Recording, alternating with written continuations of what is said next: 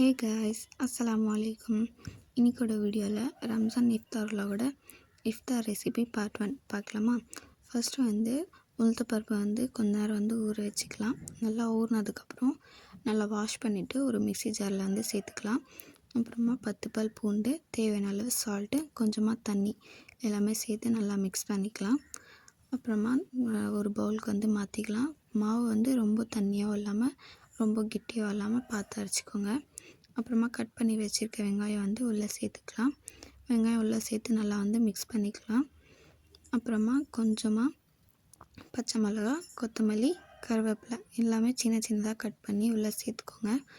அப்புறமா 1/2 teaspoon pepper powder நான் சேர்த்துக்கிறேன்.